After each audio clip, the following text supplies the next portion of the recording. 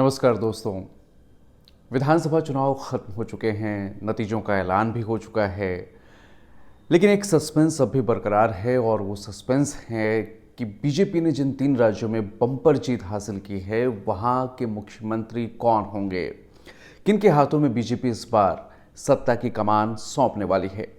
क्या वो शिवराज होंगे या वसुंधरा राजे को कमान दी जाएगी? छत्तीसगढ़ में किसे कमान सौंपी जाएगी? नाम कई तैर रहे हैं, एक के बाद एक नए नामों का खुलासा हो रहा है।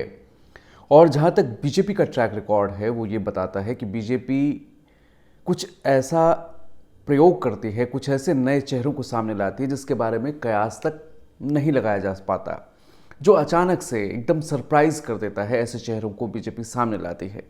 तो क्या इस बार मध्य प्रदेश में शिवराज सिंह चौहान की जगह नए मुख्यमंत्री होंगे? राजस्थान में वसुंधरा राजे की जगह नए मुख्यमंत्री होंगे? छत्तीसगढ़ में किसे कमान सौंपी जाएगी? ये सवाल सबके जेहन में है। और नतीजों के बाद, बम्पर जीत के बाद, मोदी की गारंटी के हिट होने के बाद सब यही पूछ रहे हैं कि आखिर मुख्यमंत्री का ऐलान कब होगा, मुख्यमंत्री के नाम की घोषणा कब की जाएगी। अब जो हो रहा है वो ये हो रहा है कि पर्यवेक्षकों के नाम का ऐलान कर दिया गया है। राजस्थान में राजनाथ सिंह को मुख्य पर्यवेक्षक बनाया गया है। मध्य प्रदेश के लिए भी पर्यवेक्षकों के नाम का ऐलान किया गया है, छत्तीसगढ़ के लिए भी किया गया है। प्रक्रिया ये अपनाए जाने की बात हो रही है कि पर्यवेक्षक विधायकों से मुलाकात करेंगे और फिर सीएम के नाम का ऐलान होगा।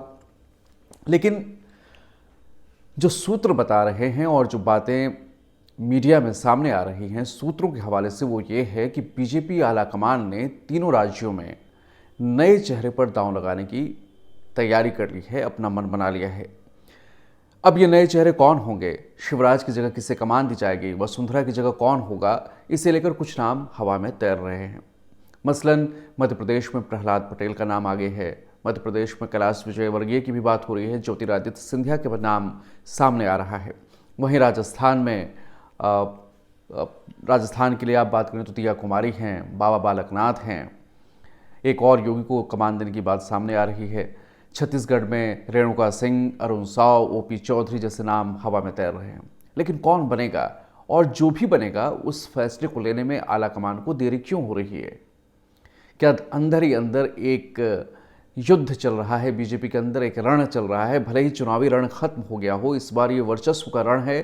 भले ही बीजेपी खुद को अनुशासित पार्टी बताती है, बाकी दोनों से अलग बताती है, लेकिन इस मामले में मुख्यमंत्री के चुनाव को लेकर बीजेपी में देरी हो रही है और अंदर उठा पटक हो रहा है। मंथनों का दौर चल रहा है, बैठकों का दौर जारी है।